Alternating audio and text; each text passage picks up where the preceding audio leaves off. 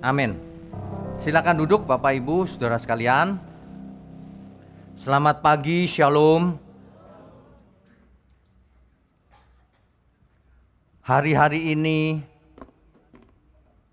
sudah sangat jarang dikhotbahkan tentang adanya hari penghukuman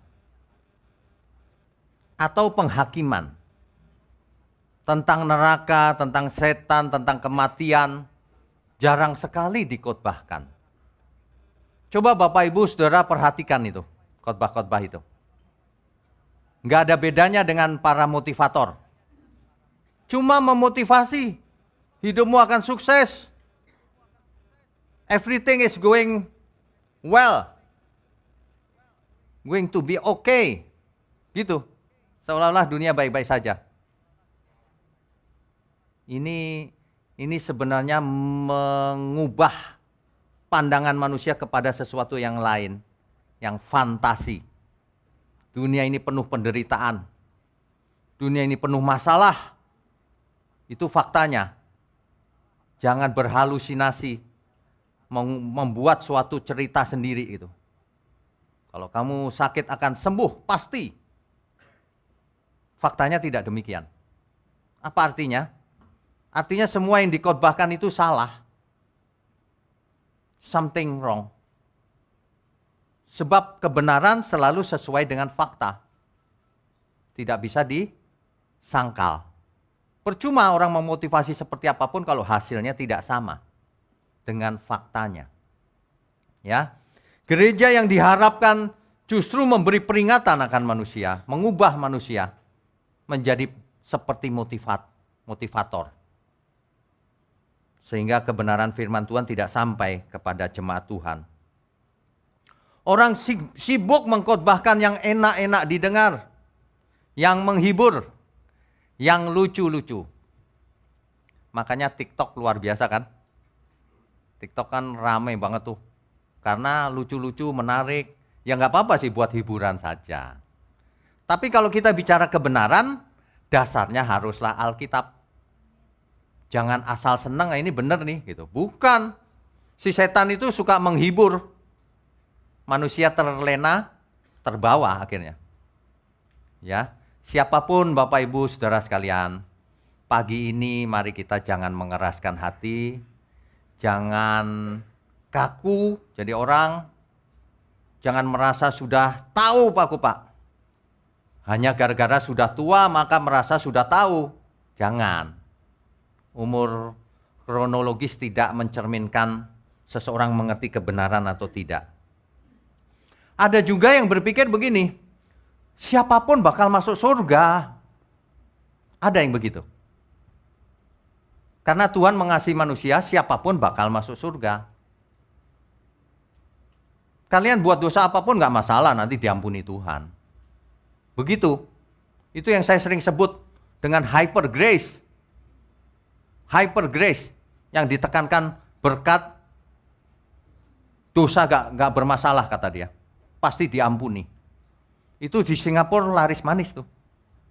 Di Singapura gereja besar sekali. Orang seneng gitu dengernya. Dosa apapun gak apa-apa ya Tuhan. Engkau ampuni. Waduh. Ini menyesatkan ini sebenarnya. Ya, tapi orang suka yang begitu. Ada lagi yang berpikir asal jadi Kristen, maka tidak dihakimi. Kita tidak dihakimi Pak. Itu pakai pikiran sendiri. Alkitab berkata, Allah tidak pandang bulu.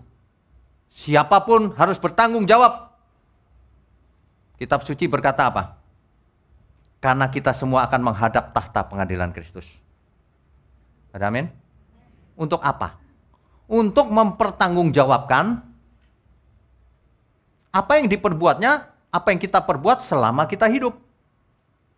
Apakah itu baik di mata Tuhan atau jahat di mata Tuhan? Tanggung jawab. Apa yang ditabur orang itulah yang akan dituainya. Tanggung jawab. Ada lagi hembusan ajaran. Semua sudah ditentukan, kamu selamat. Keselamatan bukan karena perbuatan baik. Diulang-ulang terus begitu. Saya juga ulang-ulang terus khotbahnya. Keselamatan bukan karena perbuatan baik katanya. Mana ada keselamatan tanpa perbuatan? Itu orang yang suka berhalusinasi itu begitu. Aku selamat. Kau lakukan apa untuk Tuhan? Gak ada, Pak. Loh, selamat model apa ini? Selamat tapi gak melakukan apa-apa. Cinta itu ada buktinya, ada ekspresinya. Kalau seseorang cinta pasangan hidupnya, pasti kelihatan ekspresinya. Gak mungkin seorang suami berkata, aku cinta kamu, mah. Buktinya apa, Pak? Ya kan kamu tahu aku cinta kamu. Iya, buktinya apa, Pak? Pokoknya gitu deh. Gak ada itu begitu. Cinta itu bahkan tidak diucapkan, tapi dengan perbuatan nyata itu kita tahu dia cinta. Sama Bapak kita di surga, kita mengasihi Tuhan atau tidak? Kelihatan dari hidupnya. Kalau orang hidupnya sembarangan ya, apakah ia mengasihi Tuhan? Kalau orang mengasihi Tuhan, ia akan berhati-hati ketika ia bicara, ketika ia menulis di internet, ketika ia bergaul. Ia akan hati-hati karena aku anak Bapa di surga. Banyak orang nggak menghayati hal itu. Sehingga bicara sembarangan. Di internet mulutnya bocor, memfitnah ke sana kemari, merasa sudah baik, bisa khotbah misalnya. Merasa sudah rajin ke gereja, kasih persepuluhan. Yang begitu-begitu. Ya. Manusia sudah ditentukan katanya, yang ini selamat, yang ini binasa. Memangnya Tuhan pembuat skenario apa? Alkitab menyatakan sebaliknya. Tuhan tidak menginginkan seorang pun binasa. Tuhan tidak menginginkan ada yang binasa.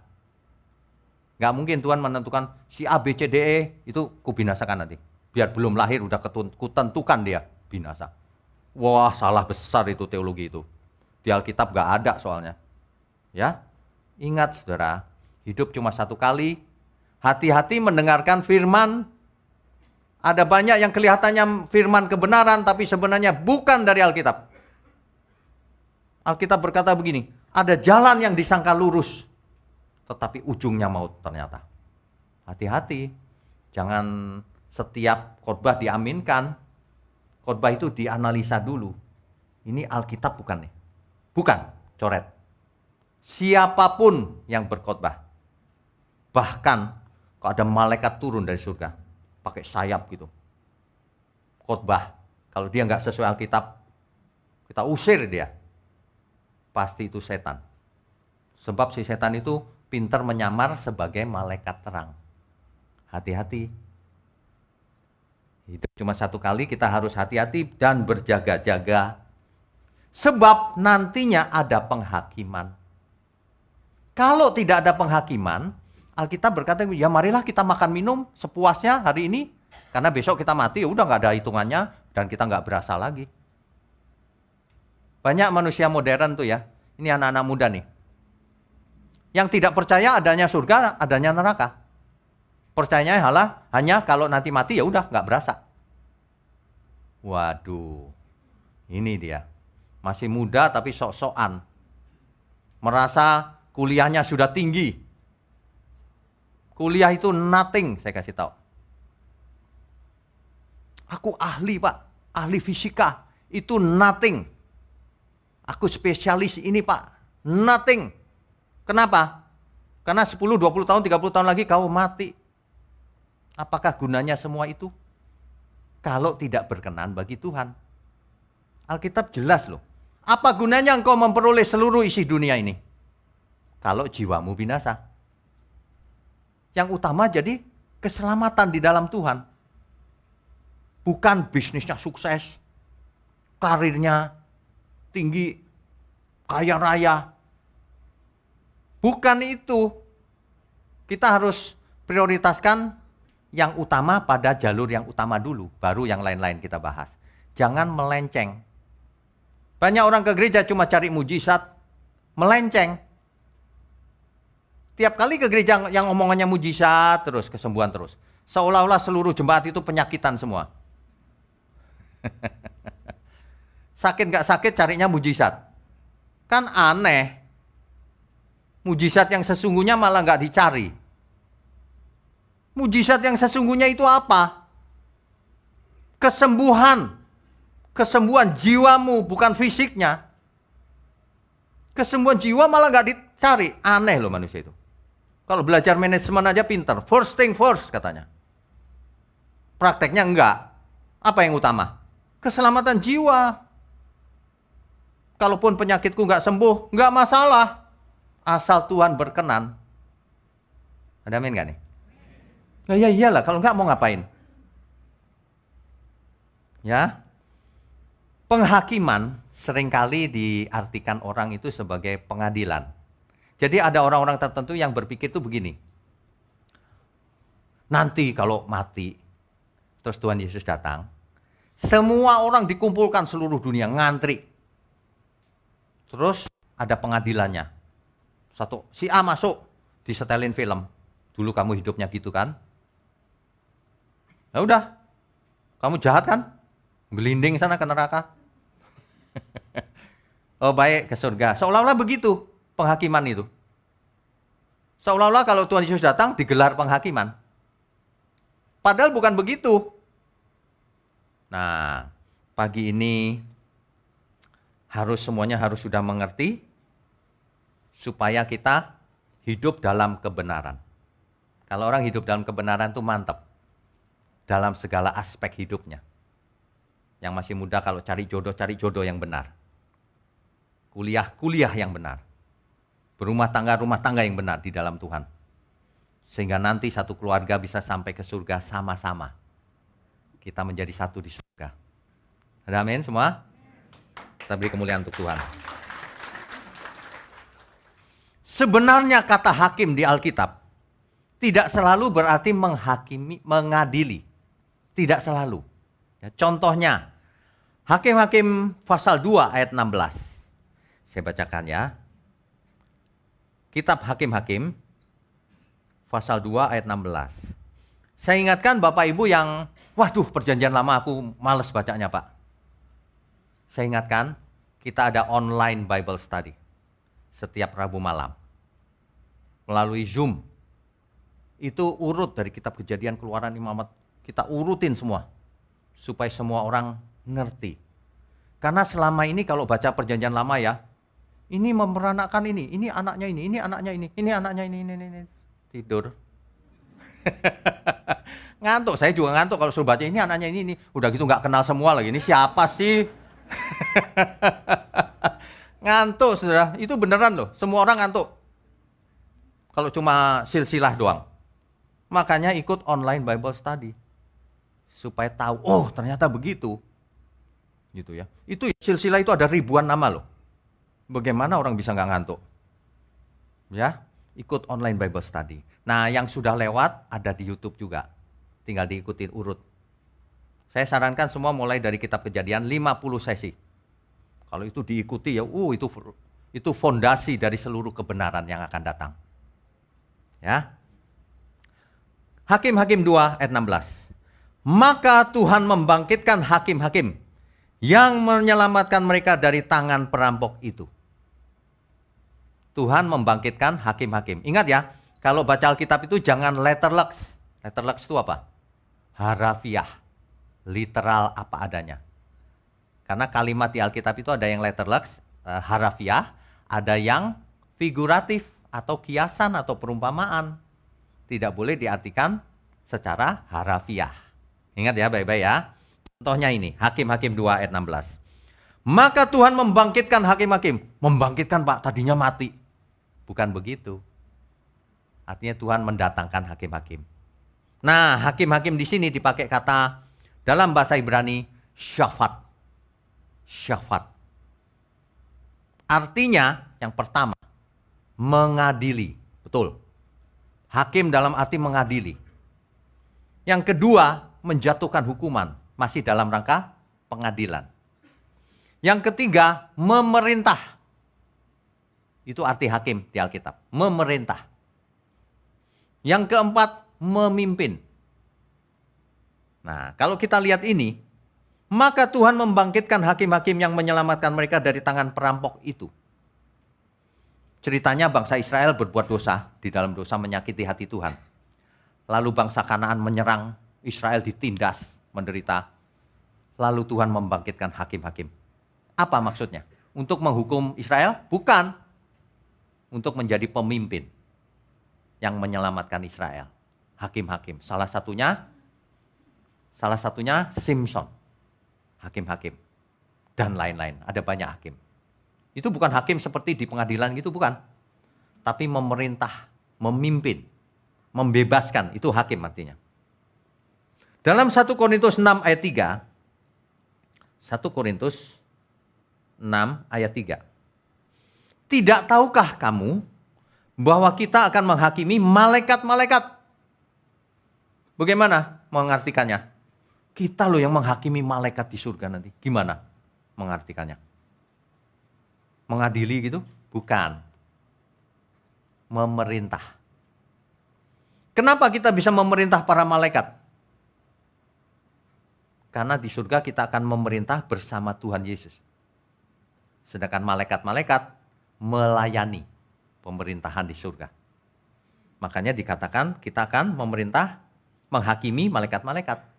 Menghakimi di situ artinya memerintah, memimpin. Bukan mengadili. Ya, jadi tergantung dari kalimatnya, konteksnya apa, kita tahu artinya. Matius 19 ayat 28. Kata Yesus kepada mereka, aku berkata kepadamu, sesungguhnya pada waktu penciptaan kembali, apabila anak manusia bersemayam di tahta kemuliaannya, kamu yang telah mengikut aku akan duduk juga di atas 12 tahta untuk menghakimi ke-12 suku Israel. Bayangkan, di surga kita menghakimi ke-12 suku Israel. Apalagi ini artinya? Memangnya di surga 12 suku Israel masih ada, Pak? Bagaimana ini? Makanya Alkitab itu pakai lambang-lambang. 12 suku Israel itu mewakili seluruh dunia. Kenapa kita bisa menghakimi? Memimpin. Memerintah bersama Tuhan Yesus. Mengerti ya maksudnya ya? Oke, dan seterusnya. Dipakai kata dalam perjanjian baru itu krino. Bahasa Yunaninya krino. Krino itu bisa berarti menghukum, bisa berarti memimpin, memerintah. Contoh lagi di Wahyu 19 ayat 2. Wahyu pasalnya yang ke-19 ayatnya yang kedua. Sebab benar dan adil segala penghakimannya. Nah, kalau penghakiman yang ini, karena ialah yang telah menghakimi pelacur besar itu. Ini pasti figuratif, lambang-lambang. Ya. Nah, menghakimi di situ maksudnya menghukum. Amin semua? Jelas? Ya. Oke. Nah, jadi bisa artinya memerintah, bisa artinya menghukum. Apa artinya Tuhan Yesus datang yang kedua kali? Untuk apa Tuhan datang yang kedua kali? Kalau yang pertama, Tuhan Yesus datang untuk menyelamatkan jiwa. Ya inkarnasi menjadi manusia, menjadi bayi, menjadi juru selamat kita, mati di kayu salib. Itu yang kedatangannya yang pertama. Kedatangannya yang kedua untuk hari penghakiman. Nah ini yang bikin orang sering salah ini. Hari penghakiman di situ orang diadili satu persatu gitu. Enggak, bukan itu. Bahasa Inggrisnya Judgment Day. Apa artinya? Hari penghukuman. Tuhan Yesus datang yang kedua kali itu hari penghukuman. Orang saleh diangkat dulu, yang tinggal setan, roh-roh jahat, dan lain-lain, termasuk manusia fasik, dihukum, lenyap, dibakar dalam api kekal. Itu yang akan terjadi, hari penghukuman, Judgment Day.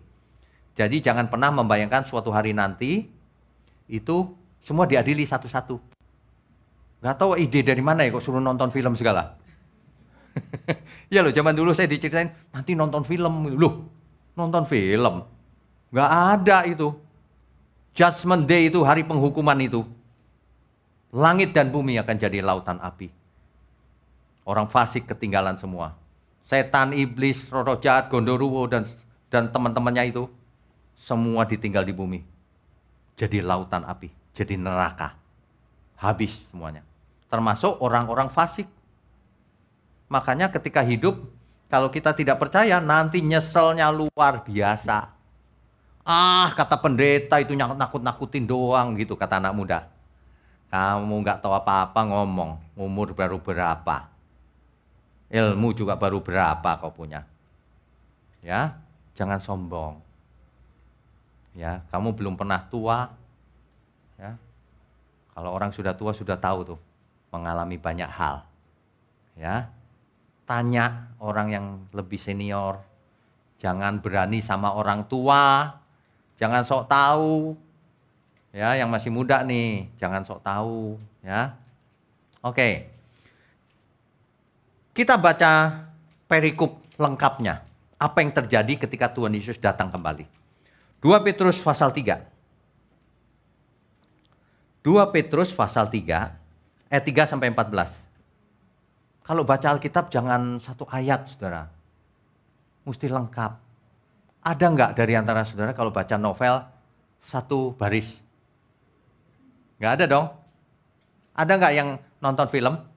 1 menit aja. Udah. Ngerti nggak kira-kira? Ya nggak ngerti lah. Lah kenapa Alkitab dibacanya 1 ayat? Siapa yang ngajarin itu? Dari dulu bacanya 1 ayat. Lalu diartikan suka-suka sendiri. Ya kacau lah jadinya. Coba pagi ini kita belajar baca Alkitab yang benar. Ya. 2 Petrus pasal yang ketiga dari ayat 3. Demikian firman Tuhan. Yang terutama harus kamu ketahui ialah bahwa pada hari-hari zaman akhir akan tampil pengejek-pengejek dengan ejekan-ejekannya. Yaitu orang-orang yang hidup menuruti hawa nafsunya. Kata mereka, di manakah janji tentang kedatangannya itu?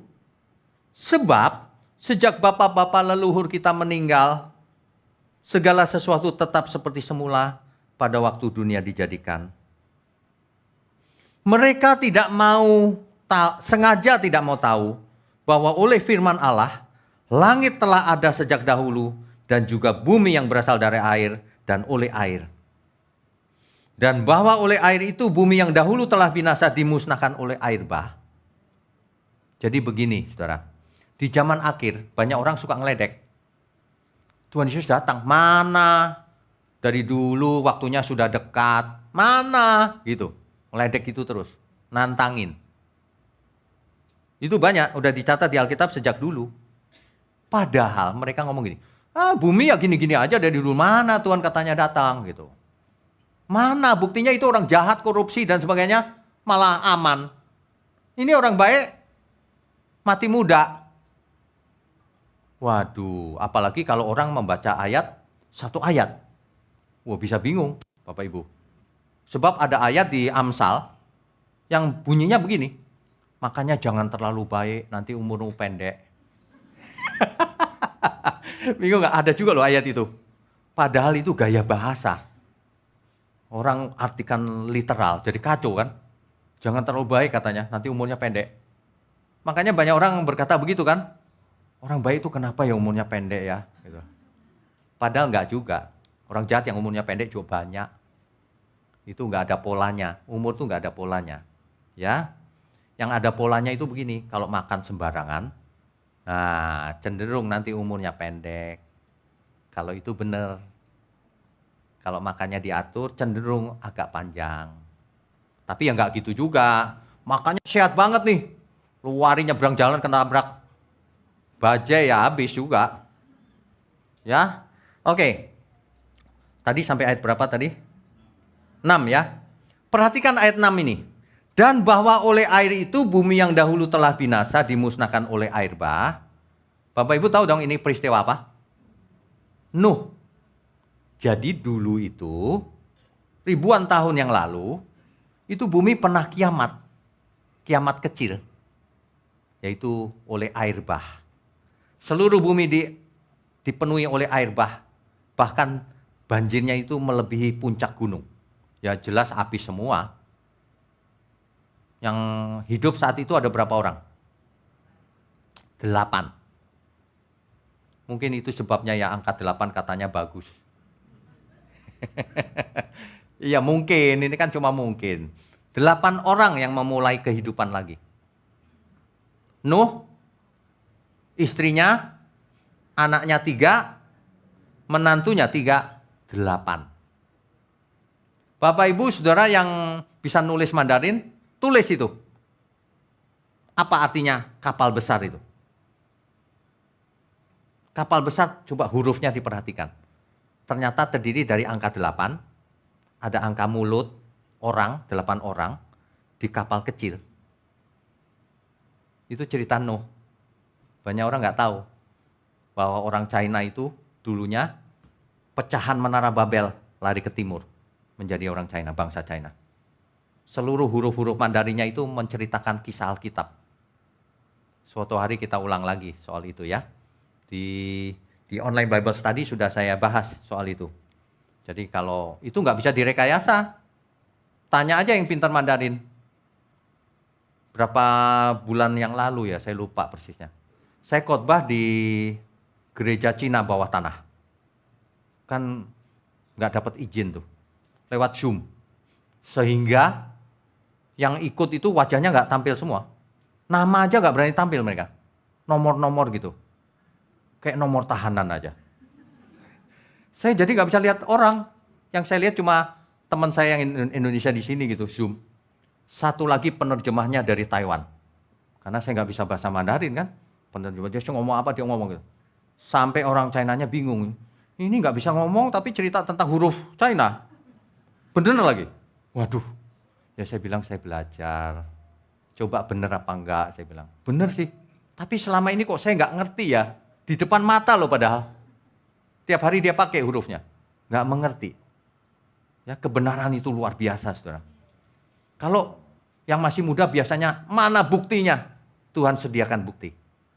Mau lewat sains, mau lewat historis, sejarah, mau lewat bahasa, mau lewat apapun, matematika, ekonomi. Sebab kebenaran itu dilihat dari angle manapun tetap benar dia. Ya, kebenaran Tuhan itu luar biasa. Kita lanjutkan pembacaannya. Ayat 7. Tetapi oleh firman itu juga, langit dan bumi yang sekarang terpelihara dari api. Perhatikan kalimat terpelihara dari api. Masih dijaga supaya nggak kena api. Dan disimpan untuk hari penghakiman dan kebinasaan orang-orang fasik. Disimpan dulu, jangan dulu. Artinya apa? Nanti binasanya oleh api. Tidak oleh air bah lagi. Sebab dulu Nuh ketika sudah selesai air bah surut, ada pelangi. Itulah tanda bahwa langit dan bumi tidak akan lenyap lagi oleh air bah. Tapi oleh api. Jelas kalimatnya. Banyak orang nggak membaca itu, padahal sudah jelas sekali. Ya. Akan tetapi saudara-saudaraku yang kekasih, yang satu ini tidak boleh kamu lupakan. Yaitu bahwa di hadapan Tuhan satu hari sama seperti 1000 tahun. Dan 1000 tahun sama seperti satu hari. Ini bukan persamaan matematika. Satu harinya Tuhan 1000 tahun lalu dihitung-hitung, diramal. Bukan.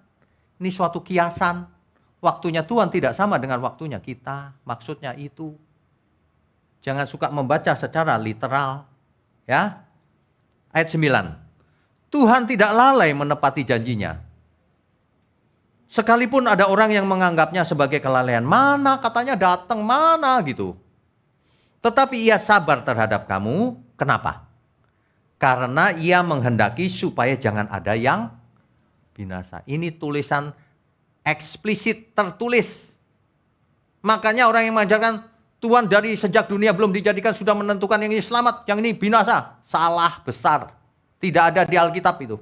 Alkitab menulis sebaliknya, Tuhan tidak menginginkan seorang pun binasa. Kalau manusia harus binasa, salahnya sendiri. Kenapa dikasih kebenaran tetap nggak mau, mengeraskan hati, sok-sokan, anggap enteng. Seperti Esau menganggap enteng, hak kesulungan. Sekarang manusia banyak yang menganggap enteng, karunia sulung roh. Karena setiap kita diberi karunia sulung roh. Supaya apa? Supaya kita menjadi seperti yang sulung. Siapa yang sulung? Tuhan Yesus. Itu maksudnya. Ya, kita lanjutkan dulu. Ayat 10. Tetapi hari Tuhan akan tiba seperti pencuri. Maksudnya, kedatangannya tidak diketahui. Tidak ngomong-ngomong dulu, nanti ya jam 2 besok aku datang. Enggak. Artinya apa? Artinya kalau ada yang khotbah, Tuhan Yesus datang 2 bulan lagi. Di Pantai Indah Kapuk. Persisnya di Grisenda. Itu pasti pembohong besar. Berapa tahun yang lalu ada seorang pengkhotbah yang begitu. Bukan seorang sih, banyak. Ketika itu dia berkata, 2 bulan lagi saudara. Hari itu saya dengar, saya pastikan dia bohong. Saya bilang, hari itu. 2 bulan kemudian gak terjadi apa-apa, Tuhan Yesus gak datang. Lalu dia bilang, ternyata ditunda saudara. Saya pikir yang ditunda itu biasanya penerbangan loh. Ini penerbangan dari surga tertunda kayaknya. Cuaca lagi gak bagus. Tapi dia kurang pintar saudara. Dia bohong lagi. Ditunda sebulan. Kalau ditunda sebulan gampang buktinya. Dia bohong saya bilang. Sebulan kemudian tidak terjadi apa-apa lagi. Lalu dia bilang apa? Saya itu mengasihi saudara. Saya menghadap Bapa di surga minta ampun. Tolong dibatalkan saja. Batal saudara, kalau enggak saudara sudah musnah. Pembohong kayak gitu didengerin. Sampai hari ini. Saudara itu jangan gampang dibohongin. Hidup cuma sekali untuk Tuhan. Jangan ikut siapapun. Jangan mengkultuskan siapapun. Ada amin? Kalau enggak dibohongin terus-terusan, enggak tobat-tobat juga. Aduh. Tidak seorang pun tahu karena kedatangannya seperti pencuri. Kan begitu. Itu justru bagus. Coba kalau dikasih tahu. Datangnya minggu depan. Wah, seluruh dunia panik. Panik, langsung semua pakai baju putih-putih. Tiap hari berdoa puasa. Jadi nggak wajar. Itu bukan bertobat, itu ketakutan namanya. Makanya tidak diberitahu. Supaya kita berjaga-jaga selalu. Supaya kita hidup kudus, tak bercacat, tak bercela.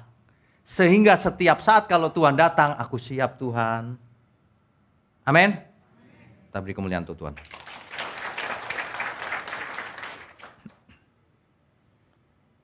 Ayat 11. Jadi, jika segala sesuatu ini akan hancur secara demikian, betapa suci dan salehnya kamu harus hidup. Jadi jika kita tidak tahu waktunya, dan langit dan bumi akan lenyap secara demikian, betapa suci dan salehnya kita harus hidup. Apa itu hidup suci? Hidup suci itu bukan begini terus sepanjang jalan sambil kumat kamit. Bukan putih-putih, setiap hari puasa. Bukan. Hidup suci itu adalah hidup yang tak bercacat, tak bercela di hadapan Tuhan. Ketika bisnis yang benar. Jadi orang tua yang benar. Suami yang benar. Istri yang benar. Anak yang benar. Orang tua yang benar. Dalam bahasa sederhana, apapun yang kulakukan untuk kemuliaan Tuhan. Apapun yang kulakukan menyenangkan hati Tuhan. Itu hidup kudus. Jadi saudara bisa hidup kudus dimanapun. Nggak harus di gereja. Banyak kan orang berpikir, yang hidup kudus itu orang pendetanya saja. Enggak, semua kita wajib hidup kudus. Katakan amin. Ada banyak orang enggak percaya kalau Tuhan Yesus akan datang lagi, kalau langit dan bumi akan lenyap. Enggak percaya. Nanti kalau sudah waktunya, kamu nanti akan menyesal luar biasa. Enggak usah tunggu Tuhan Yesus datang deh. Hari ini saja kau hidup, kau jatuh dalam dosa, kamu menyesal luar biasa. Jangan sampai itu terjadi. Makanya lembutkan hati kita belajar Alkitab, kita belajar melakukannya, cari Tuhan. Sukses dunia itu nggak ada artinya, saudara. Ya, sukses dunia itu nggak ada artinya. Untuk orang-orang yang seperti itu ya, kita mesti peringatkan suatu hari nanti. Ya.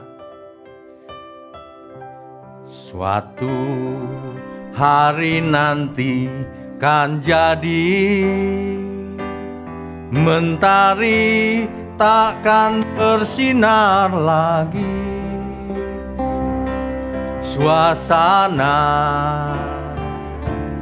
mencekam, dunia yang semakin kelam. Suatu hari ya, kalau dunia mulai kelam, langit seperti tembaga, orang gemeter. Alkitab mencatat, suatu hari semua akan bertekuk lutut dan mengaku Yesus Tuhan. Tapi hari itu sudah terlambat. Orang yang fasik tidak akan bisa bertobat seketika. Gak ada orang yang bisa bertobat seketika. Itu ketakutan, bukan bertobat namanya. Mau kiamat, takut ya. Itu gak bertobat. Bertobat itu gak ada apa-apa nih. Tapi persembahkan hidup kita untuk Tuhan. Itu bertobat. Bertobat yang murni sesungguhnya itu. Bukan karena diancam. Ya. Ingat itu. Setiap saat Tuhan bisa datang.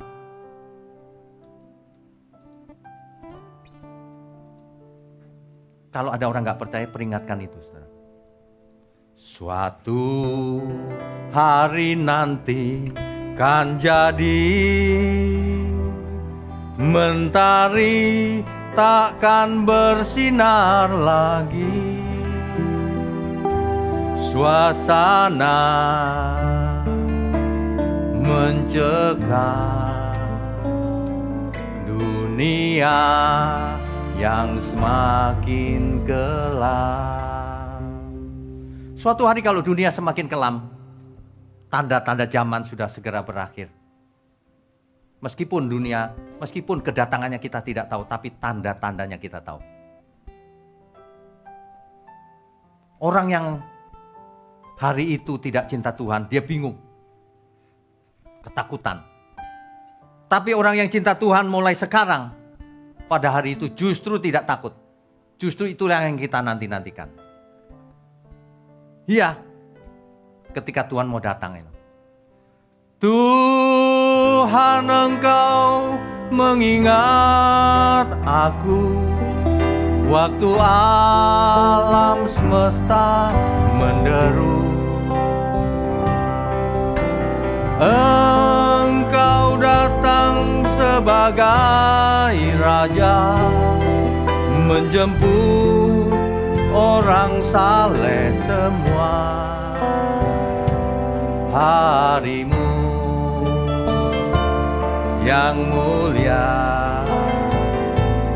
ku harap segera tiba. Yes Tuhan, kalau Engkau datang, aku mau bersamamu selamanya. Aku mau bertemu dengan keluarga-keluargaku yang sudah mendahului aku. Ketemu lagi di surga. Kita nanti ketemu lagi loh saudara di surga. Amin.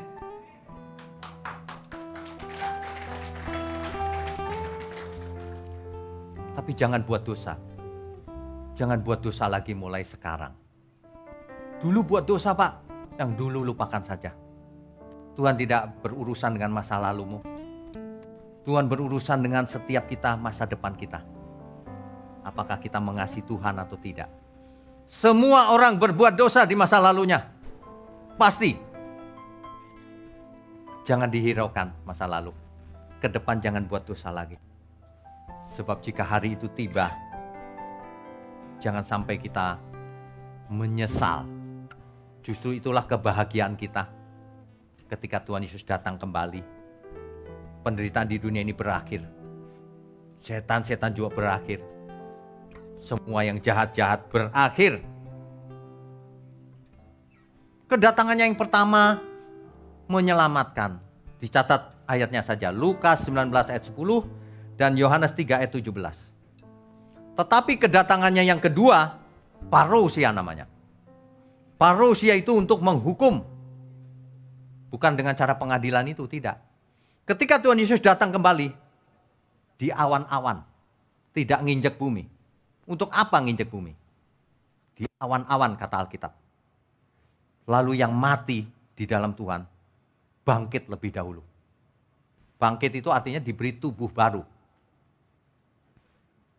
Ingat ya, bangkit itu artinya hidup lagi dengan tubuh yang baru. Banyak orang pikirannya bangkit itu rohnya yang bangkit, Pak. Mulai sekarang jangan pernah berpikiran begitu. Yesus bangkit bukan rohnya, tubuhnya. Kita juga akan bangkit dengan tubuh yang baru, bukan yang lama. Ya, jangan bangkitnya seperti Casper itu. Ngambang itu. Waduh, nanti di surga semuanya ngambang semua. Nanti kalau pelukan saling mengasihi ngambang. Lolos. Bukan. Kebangkitan itu nyata, kebangkitan daging. Itulah sebabnya justru kita bahagia. Artinya apa? Artinya kita hidup lagi, kita ketemu lagi dengan orang-orang yang kita kasih di dalam Tuhan. Ketemu lagi. Bayangkan ya, Bapak Ibu bisa bayangkan gak? Seorang istri ditinggal mati oleh suaminya. Tentu dia kangen dong. Betul gak? Rindu. Kalau sampai ada yang begini. Wah, ini gejala ini. Jangan-jangan suaminya kejam dahulu. Aduh, suami juga gitu. Suami istri meninggal pasti dia kangen gitu sama istrinya. Kalau ada suami yang istrinya meninggal, yes.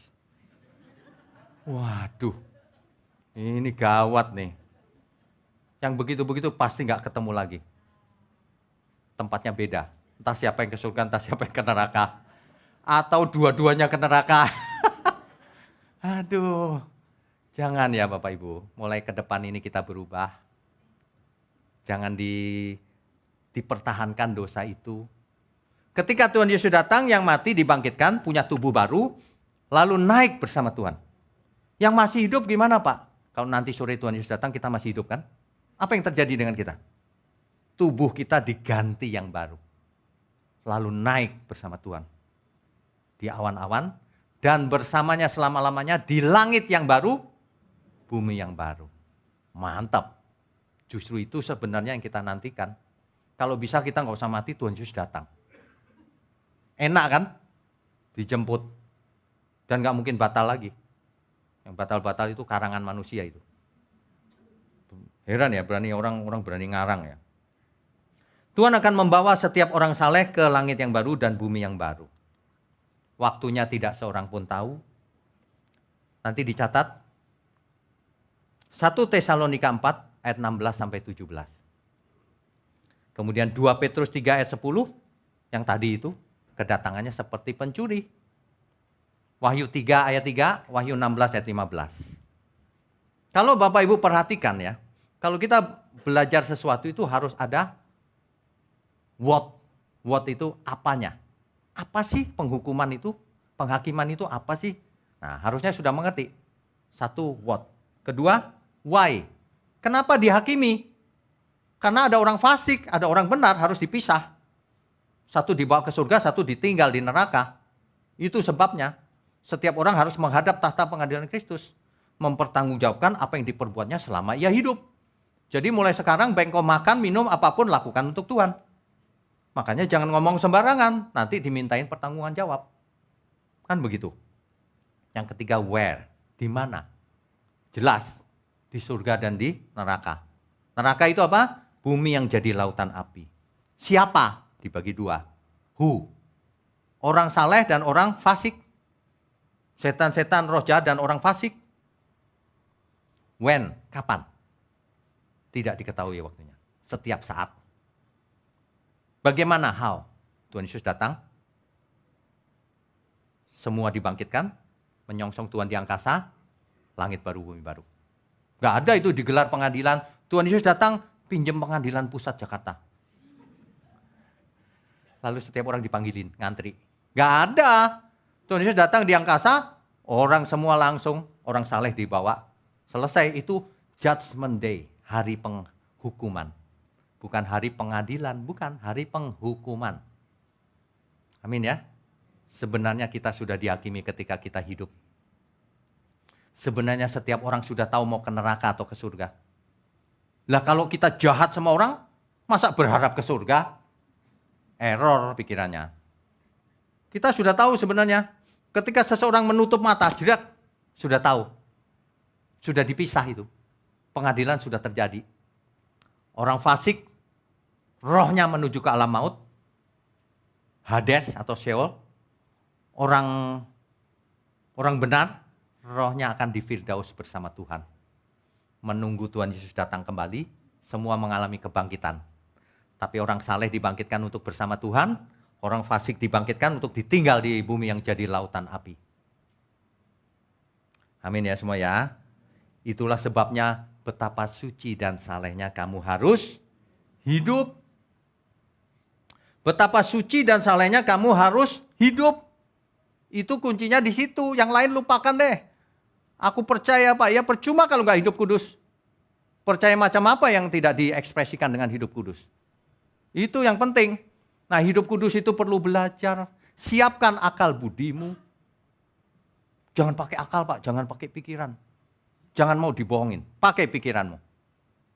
Untuk mengerti Alkitab, untuk hidup kudus, tak bercacat, tak bercelah. Ya, itulah sebabnya mengapa Roh Kudus ditaruh dalam diri kita. Supaya kita hidup kudus, namanya saja Roh Kudus. Maka kita harus hidup kudus. Kuduslah kamu sebab aku kudus, kata Tuhan. Makanya kita selalu ingat Roh Kudus ada dalam diriku. Roh Kudus tolong aku. Hidup kudus tak bercacat, tak bercela. Amin semua. Roh Kudus tolong aku. Hidup tidak bercela. Sampai waktu menutup mata. Ku rindu seperti Yesus, kesukaanmu Bapa. Hidup ini jadi berharga. Suatu hari kalau kita mengalami masalah atau apapun di dalam hidup ini, ingat Roh Kudus di dalam diri kita. Kalau kita lagi sedih, kita lagi ingat pasangan hidup kita yang sudah meninggalkan kita, ingat Roh Kudus menemani kita. Ya, kalau kita ketemu di pojokan itu ada setan itu, lewat. Ingat Roh Kudus menemani kita, nggak takut apapun. Yang kita takutkan itu kalau kita tidak bisa hidup kudus. Itu sebabnya setiap saat kita harus ingat. Ya, sekali lagi katakan saudara. Roh Kudus tolong aku, hidup tidak bercela.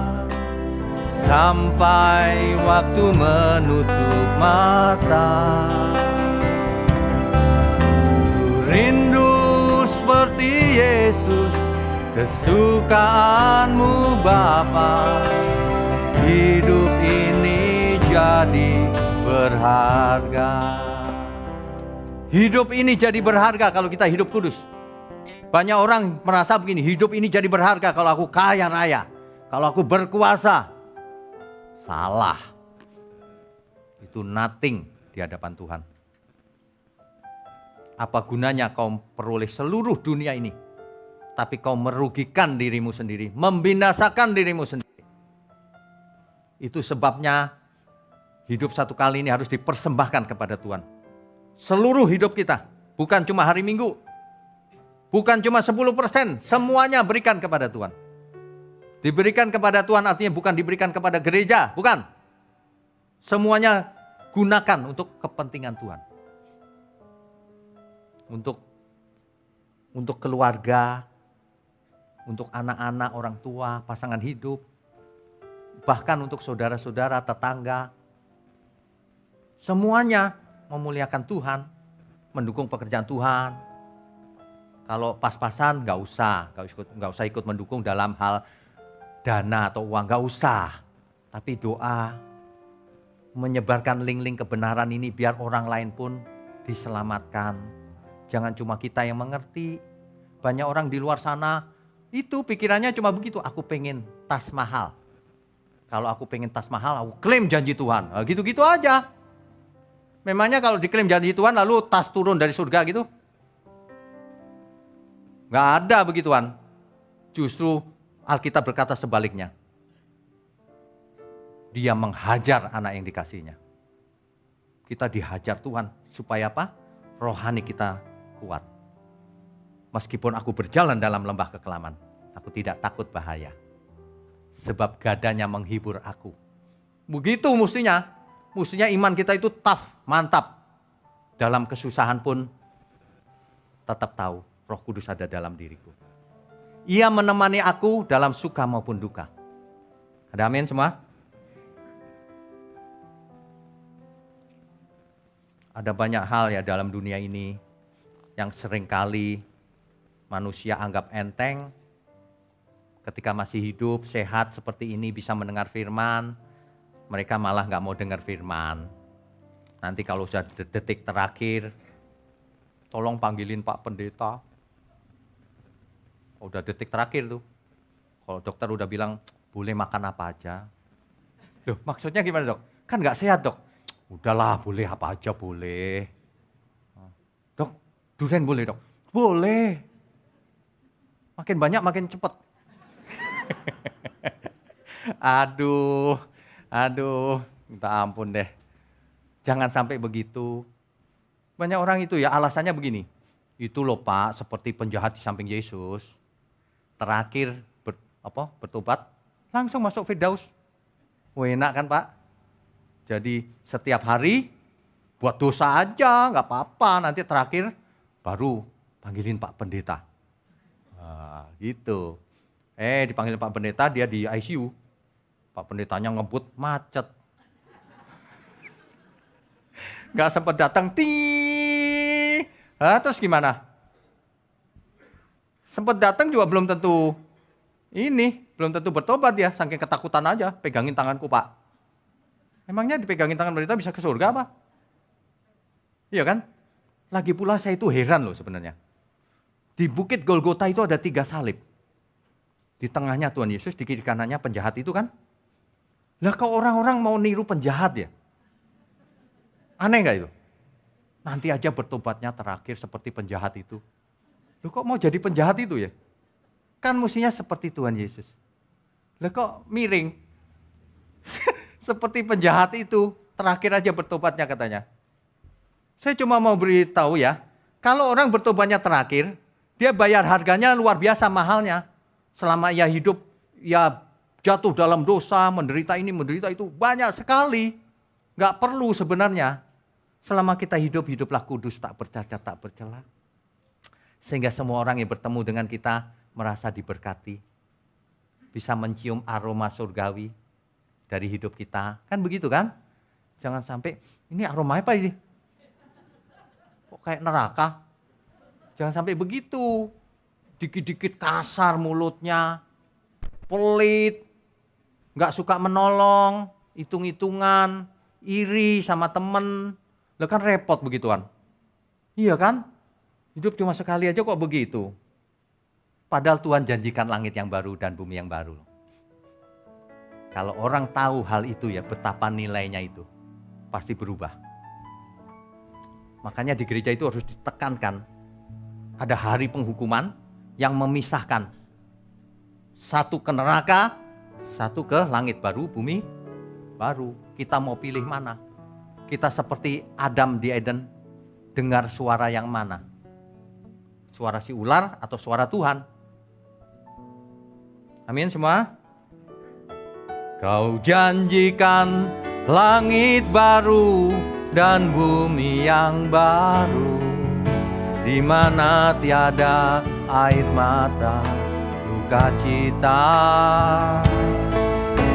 Aliran air kehidupan mengalir dari tahtamu, keteduhan sempurna abadi. Bersama orang kudusmu,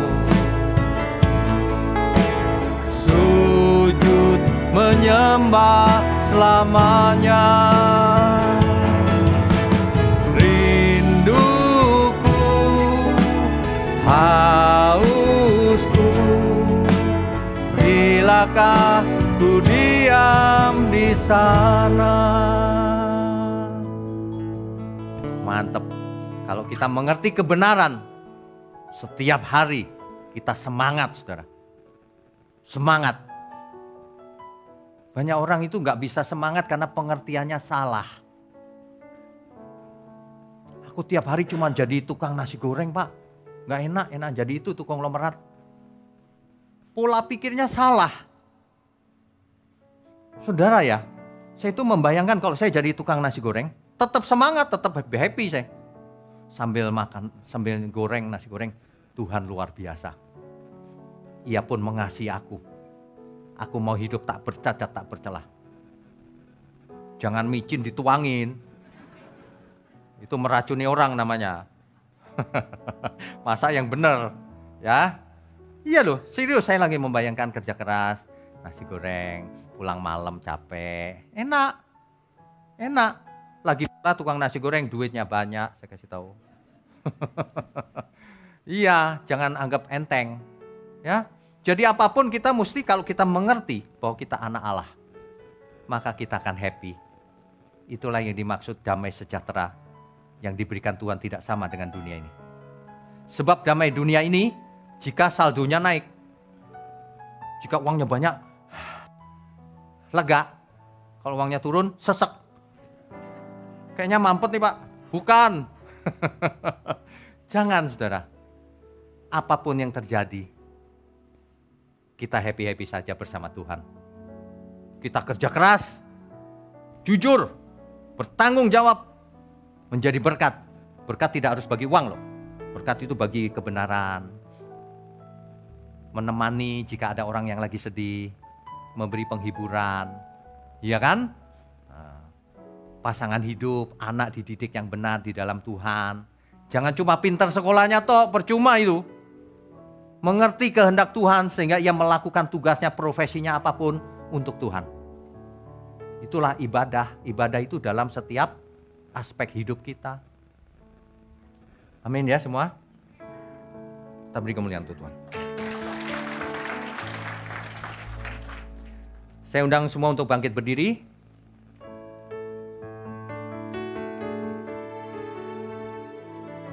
Bilakah ku pandang wajah-Mu Tuhan?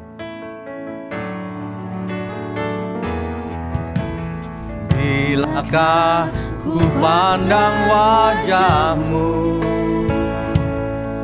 di dalam kemuliaan Bapa surgawi.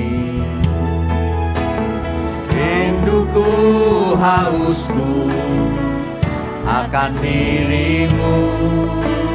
Bilakah ku di sana selamanya? Bilakah usai pelayananku, ketika di depan tahta suci-Mu, Kau sebut namaku, nama yang baru. Bilakah ku di sana selamanya? Kau janjikan langit baru dan bumi yang baru, di mana tiada air mata duka cita.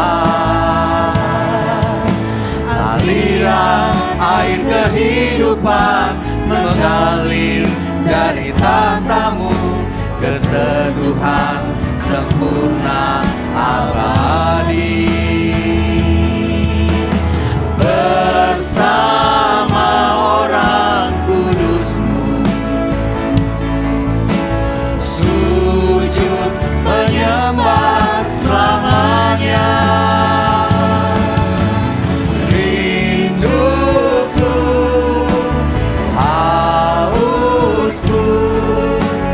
Bilakah ku diam di sana Bilakah ku diam di sana?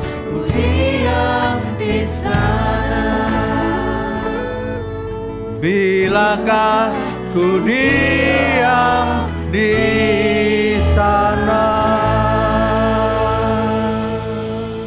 Bapa di surga, terima kasih untuk firman kebenaran-Mu, sehingga kami disadarkan bahwa setiap kami harus bertanggung jawab atas apa yang kami lakukan selama kami hidup. Apakah itu baik di mata Tuhan atau jahat di mata Tuhan, masing-masing dengan akibatnya. Terima kasih Tuhan kalau kami diingatkan untuk hidup kudus, tak bercacat, tak bercelah. Bapa di surga, secara khusus hamba ingin berdoa untuk tangan-tangan yang mendukung pekerjaan-Mu ini.